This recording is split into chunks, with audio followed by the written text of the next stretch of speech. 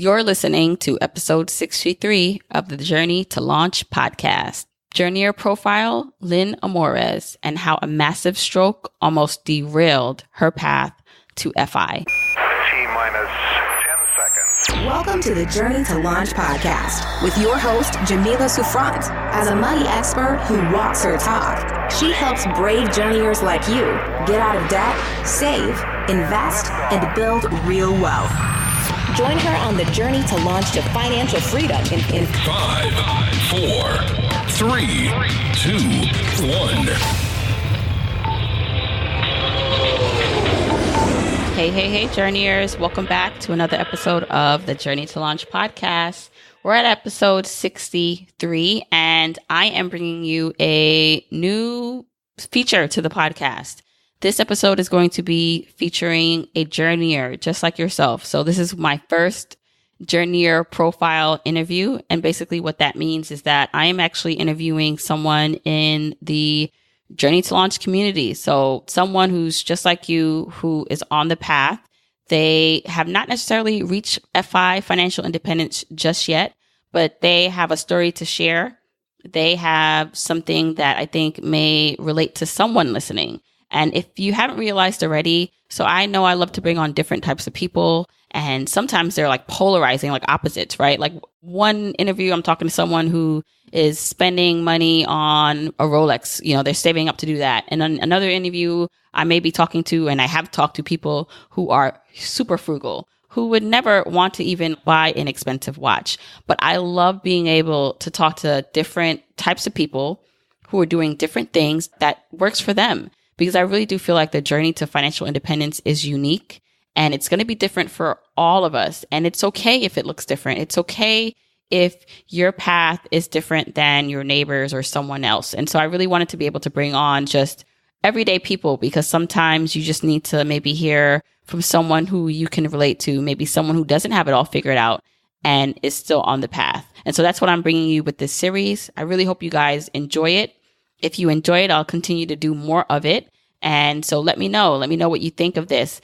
Go to journeytolaunch.com/episode 63 for show notes. And so if you're digging this new series, if you're digging how everything's going, send me a message at me on Instagram, Twitter, send me a message on Facebook, Journey to Launch. I'm there, and let me know what you think of this.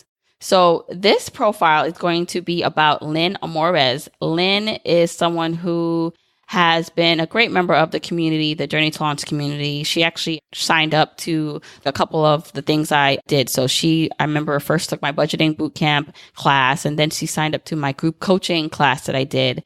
And she just always stood out to me because she was so involved, so willing to ask questions and to learn. And when I announced that I was doing this series, she was one of the first people to say she wanted to participate. What really caught my attention with her was that she has a really amazing story of coming here as an immigrant and then working her way up to becoming a doctor, and then having a very, very big event happen in her life that almost set her back and could have ruined all of her financial progress. And so we're going to talk about that in this episode. You're actually going to hear Lynn refer to the budget bootcamp that she took with me and a few other journeyers a few months ago. And I'd be remiss not to let you know where you can find the budget bootcamp yourself. It's funny, I had no idea that Lynn was going to really say it or promote it as much as she did. But I said to myself, well, there might be someone else listening who's struggling with how to create a budget or how they can stick to one. So I might as well let them know how they can find my budget bootcamp. So you can go to journeytolaunch.com/budget bootcamp to check it out. Before we get started, just wanted to say, if you are enjoying this podcast, please don't forget to share this with your family and friends. This is how the podcast gets more out there, how we can grow and take over the world. Also, if you're enjoying this and you're listening to this in Apple Podcasts, that's that purple app on your phone, please don't forget to rate, review, and subscribe. It really helps with the discoverability and the validity of the podcast. It really helps when there are people commenting, and it's authentic comments of you guys saying that you love the show and that it's bringing you value. All right. So without further ado, let's talk to Lynn, and then stick around for the end. I'm going to share with you how you can submit to also become featured on the podcast as a journeyer profile. All right, let's get started. Hey, journeyers. I'm coming to you with a special journeyer profile. We have on journeyer Lynn Amores. Hi, Lynn. Hi, Jamila. Good morning. Good morning. So this is morning time that we're recording this, guys. But how are you doing, Lynn? I wanted to have you on because just to give people some sort of background and reference. So I'm doing the new series, as many of you guys know, and I've asked for people who are interested to be on the series to fill out this form so I can get an idea of your story, what it is that you're about, and what makes your story unique, but not in a unique way, meaning that you have to like have accomplished a major, big, huge thing, but just what about your story I think will resonate with others. And I also know you because you're very active in the Facebook community. I know you listen to the podcast. You were in one of my group coaching sessions that we did. So I thought you were the perfect person to come on and really talk through your journey. So again, welcome. Sure. Thank you. So tell everyone a little bit about yourself, where you currently live, just generalization, like your age and where you are on the path to FI. Okay. So I'm in Southern California. I am about to be 45 years old. I'm actually not from California. I'm from back east. So I grew up in West Virginia and I came out here for education and professional reasons. And I've been here ever since. Right. I'm a family doctor and I have two boys. One's 10 years old and one is 8 years old. You know, in terms of the FI journey, it's interesting. I wasn't really looking for financial information specifically when I started out. Around 2016, I was learning about the Marie Kondo decluttering method and just about decompressing. And I was in this mode of trying to decompress my life. My kids were still pretty small then. Life was really hectic. My older one had started kindergarten already, and we were just sort of transitioning into this phase where I could actually kind of think about that kind of stuff and really kind of refocus my life. So I was reading the Marie Kondo book. What's it called? The Joy of Tidying Up. Yes. Which, depending on actually, guys, when this airs, I have an episode just on that. Oh, cool. The Kondo method with an expert. It's either you're going to have heard it already or you'll be hearing it soon. Okay, cool. Yeah, I look forward to that. So I was listening to that and I had this long commute. So I didn't have a whole lot of time to read other than that book once in a while. It took me a while to read it. And I found the Minimalist podcast.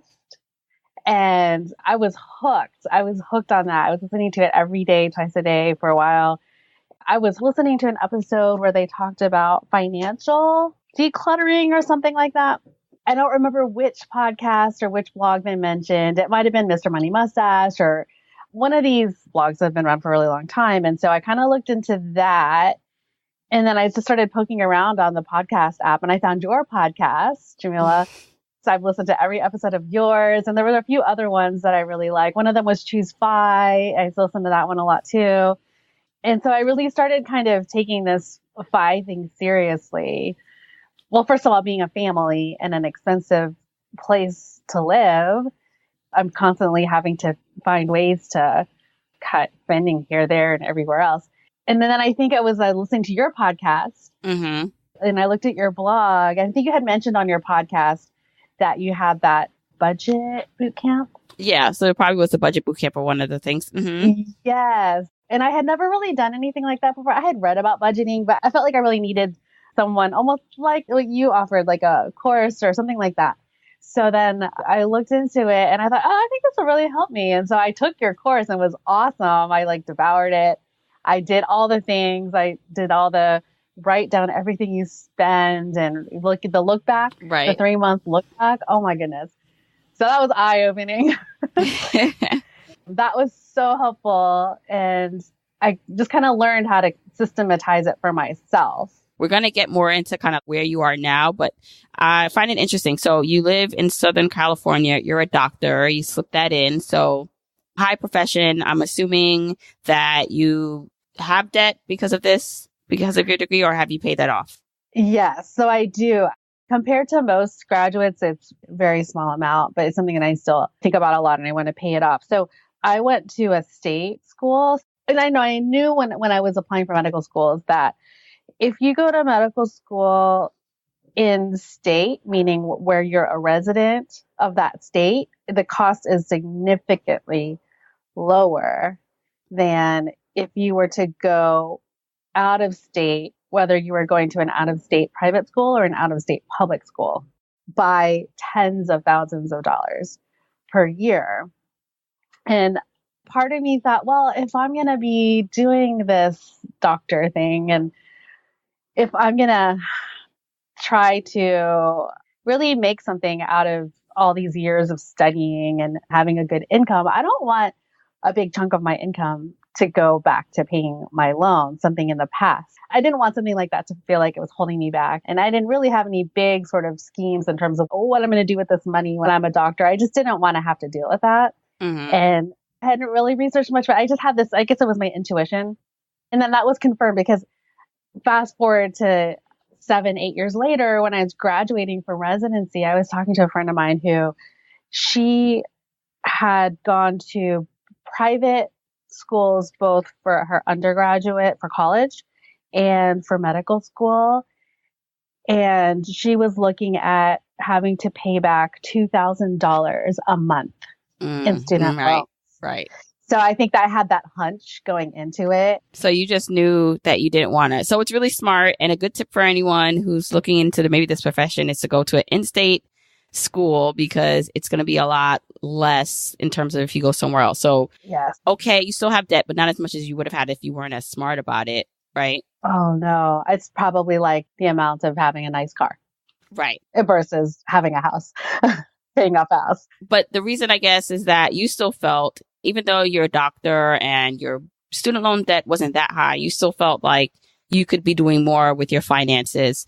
And so in terms of the big life change, so one of the things that I know about you is that last year you had something very pivotal happen in your life, right? Yes. And that, I'm assuming, really, really changed a lot. So talk about that, and if that was also one of the reasons that prompted you into learning about this. Oh, yes. So last year, about a year ago, I had a stroke, and it was very sudden and very unexpected. I've always been super active my whole life, fairly healthy eater. I mean, not the best, but I have a pretty active lifestyle. And so in June of last year, I had a stroke. It happened in the middle of the day. It was one of those things where I wasn't feeling well for about a week or so. And I just kind of knew something was wrong. I thought maybe I was coming down with something. And I came home from work one day, and I left work early, actually, because I was not feeling well. I was feeling dizzy and just sort of out of it. And I got home and the symptoms just got worse. And I ended up in the hospital.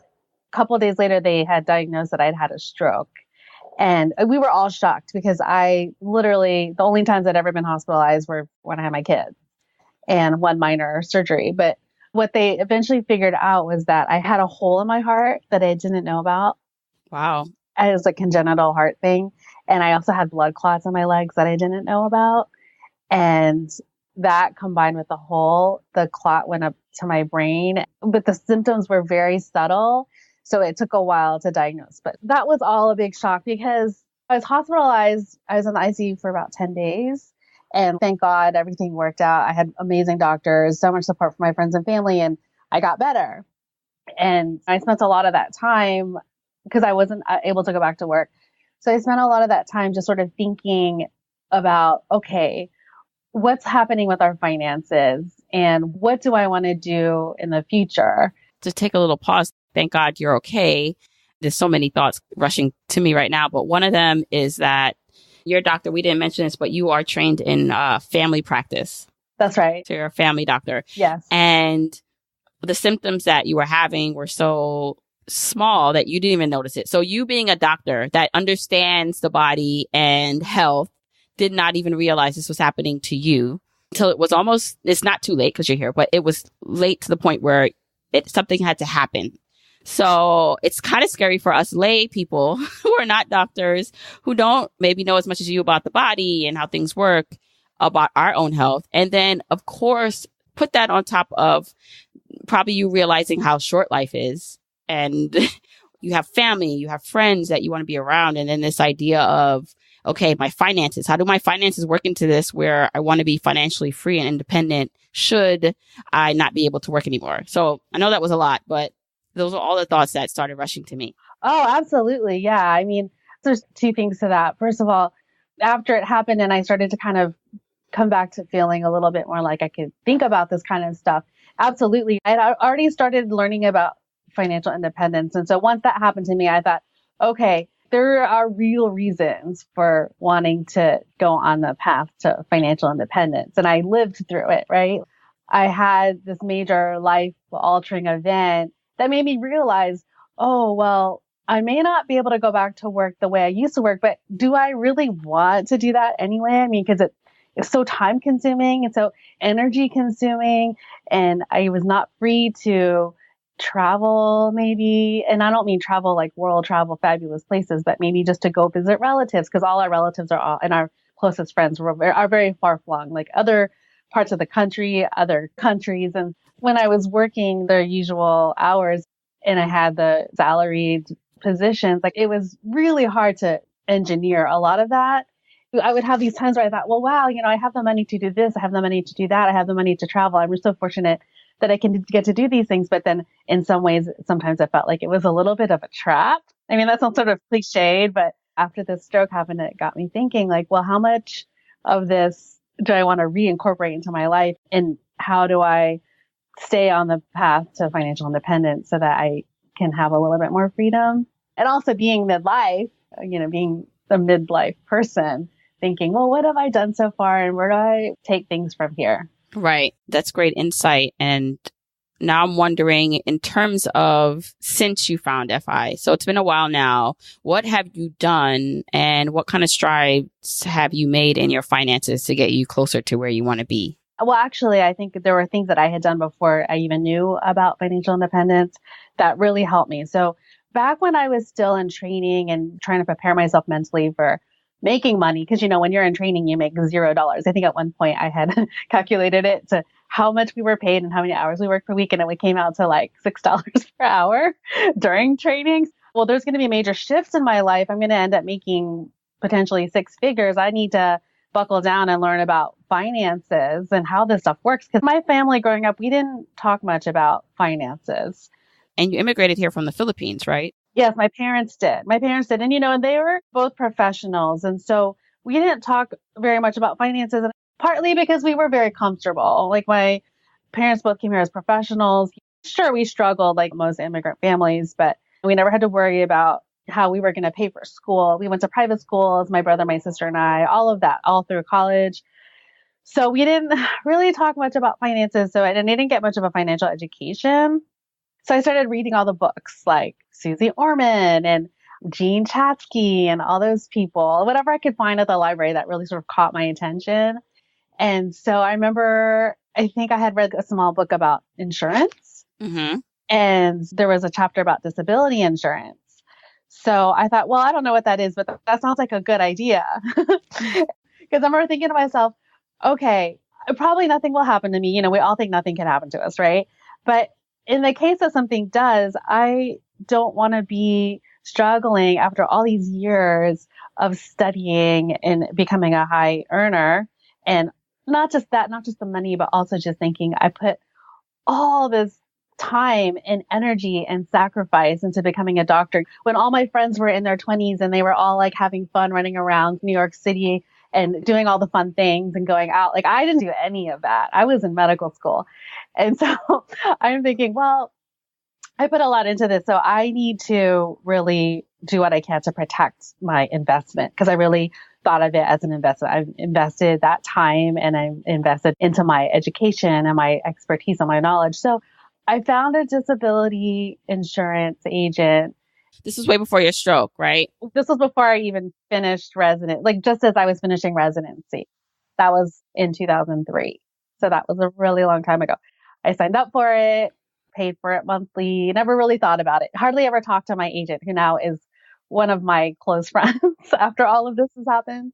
So fast forward to last summer, and the disability policy kicked in after a certain waiting period. Mm-hmm. And oh my gosh, I thought that was probably one of the smartest decisions I ever made in my entire life. Right. Okay, let's pause here because I'm assuming in your 20s you got this disability insurance. You were perfectly healthy, no thought or reason to do it, but you saw it or read that it was important in a personal finance book.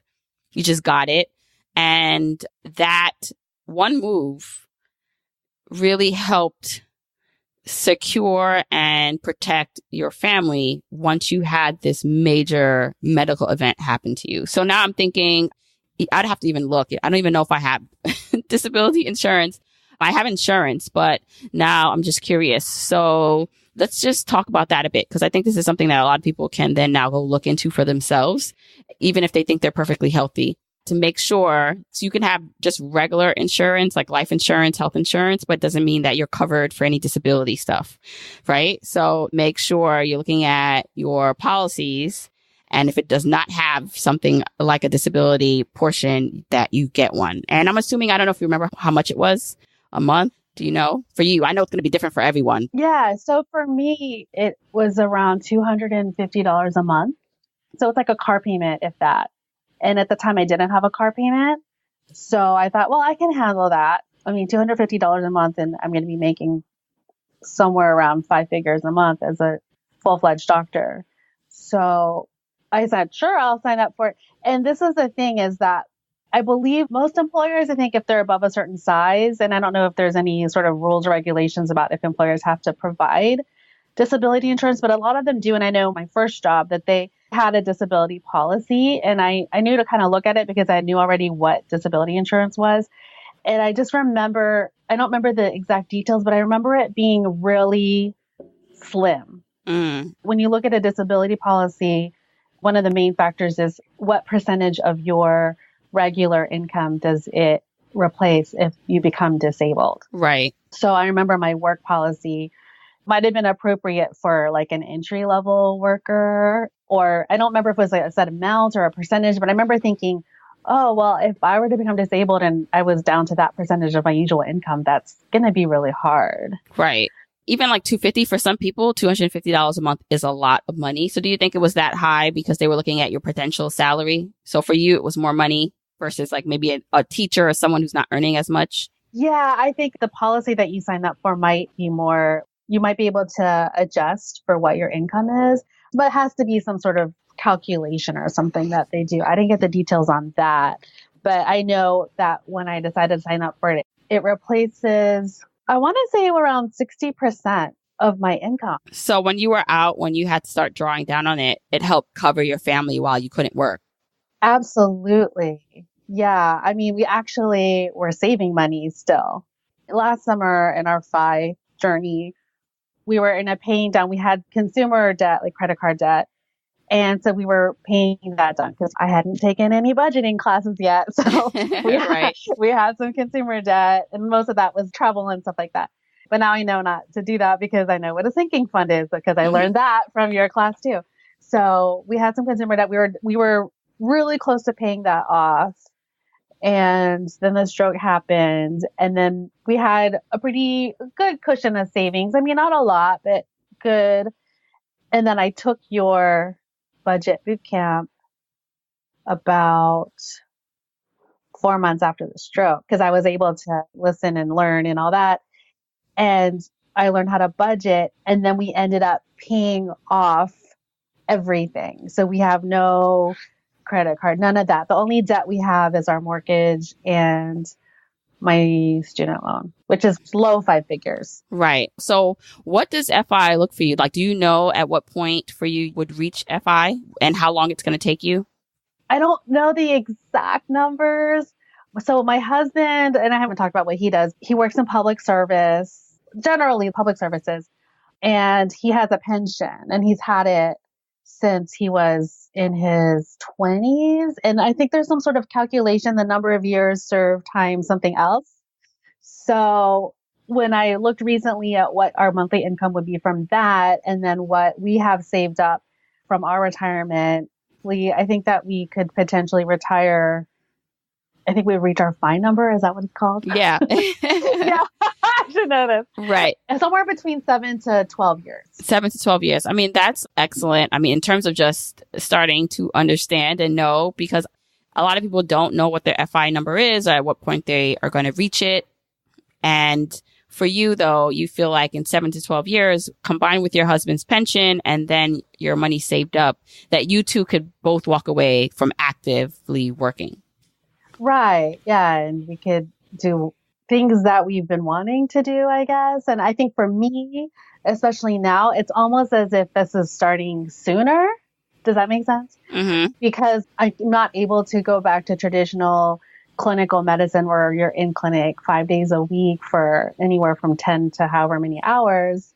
I'm not able to do that. And at the time of the stroke, honestly, for a year or two before that, I was even questioning if that was something I wanted to do. So I think that learning about FI and how it all works was part of me thinking to myself, do I really want to be doing this for another 20 years? Can I do this for another 20 years? Like, oh, this is really kind of intense.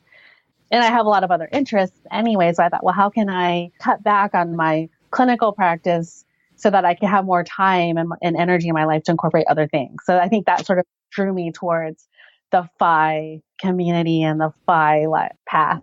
So do you feel like you're able to do some of that now? So you said that you feel like you're doing that earlier. So what does your life look like now? How is it different? How do you feel like you've reached a level of freedom already? Well, first of all, I think because I have that protection, I signed up for the disability insurance. I don't feel like I have to scramble to do things to make money and to force myself to go back to work in some capacity before I'm actually ready to do that. So that's one thing that's changed. And then I have more time to be with my kids in a way that I hadn't been able to. So they're in 5th grade and 3rd grade now. And I'm able to volunteer at their school at least once a week. And they started a few weeks ago. So I've been doing that. And also just to have more energy to spend time with them versus feeling so drained and just trying to get from point A to point B, take your shower, eat your dinner, go to bed. That whole grind. It's a grind. So I feel like I have more patience and more energy for them. So that's a huge thing. And then also I joined a mastermind. So I was listening to, do you listen to the Fire Drill podcast? Oh yeah. Those are my homegirls. Yeah. I love their podcast. It was one of the ones I found around the same time I found yours.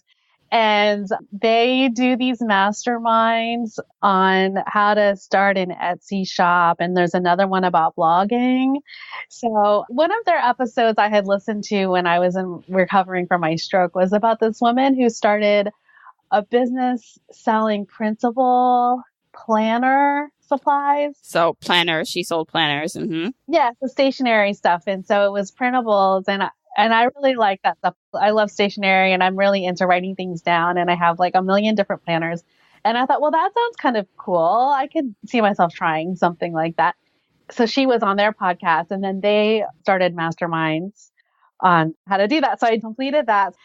In listening to these FI podcasts and learning about FI, I started to understand the idea of having a side hustle.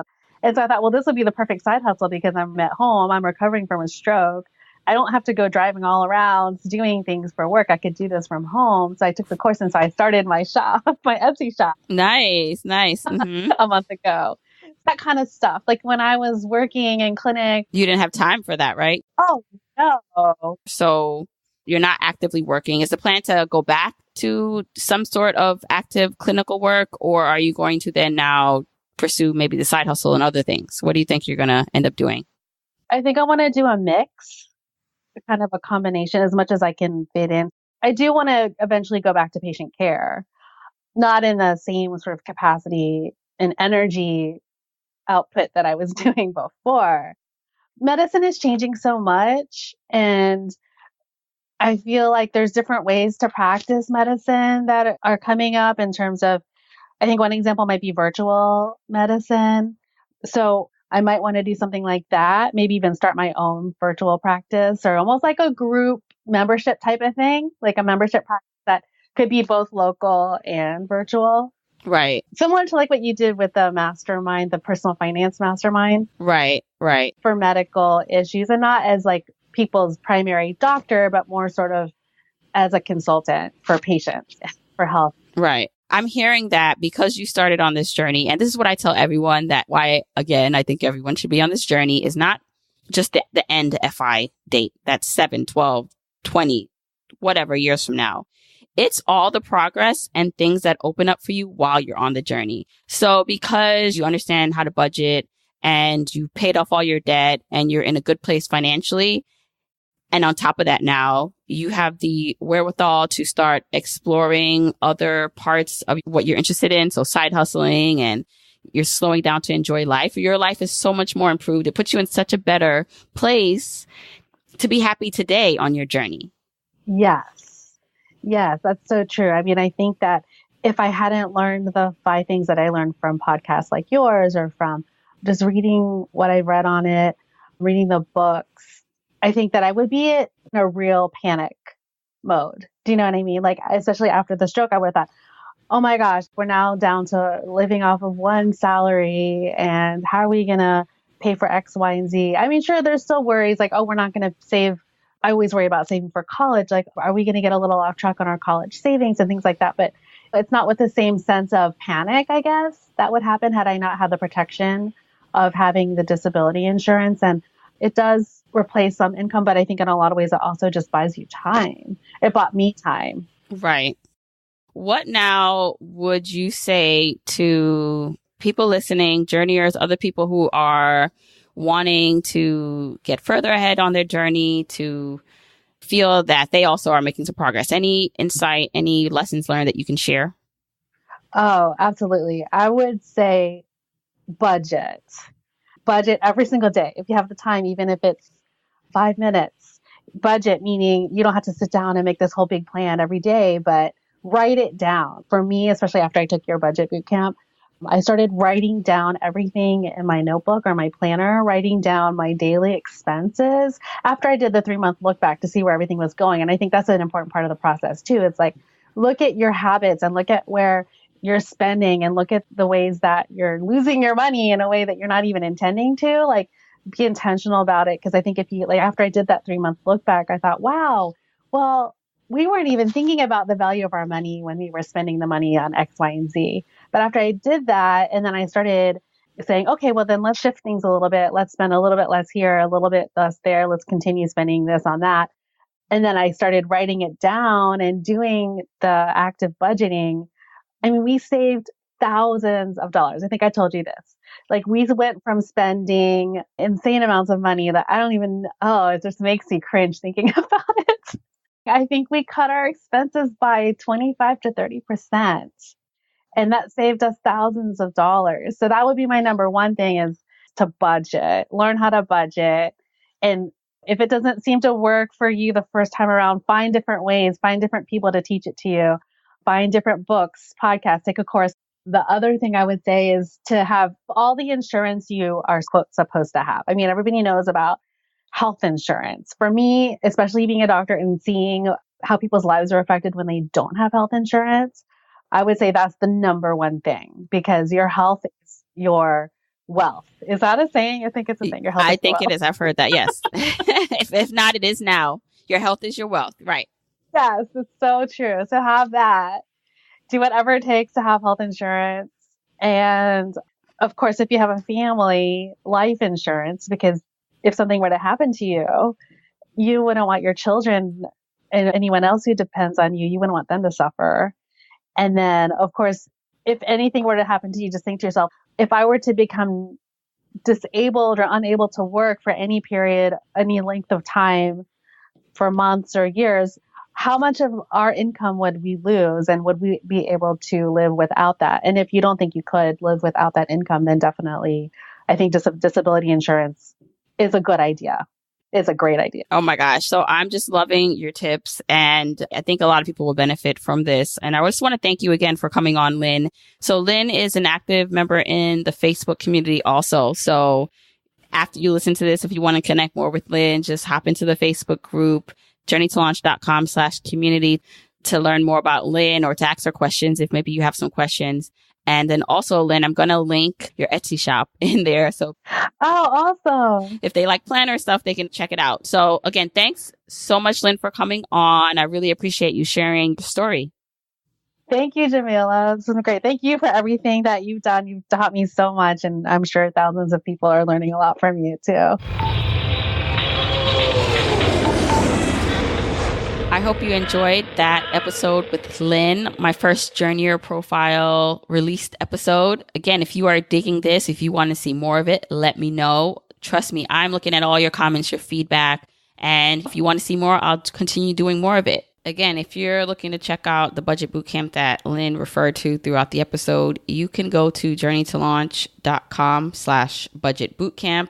It's actually a recording of the live budget bootcamp that I taught a few months ago. So it's a 2-hour class. It's recorded and I have some walkthroughs and some other stuff. So if you're interested, go check it out, journeytolaunch.com/budget bootcamp. If you want to be considered to be on the podcast to share your story as a journeyer, you can go to journeytolaunch.com/journeyer profile. There you'll get some more information about how to submit your story. Also, I'm going to be doing some Q&A soon. So I might do a full Q&A episode or just do a couple Q&As at the end of some episodes here and there. If you want to submit your question to be answered on the podcast, go to journeytolaunch.com/ask-Jamila. Episode show notes, as usual, can be found at journeytolaunch.com/episode 63. All right, journeyers, until next time, keep on journeying.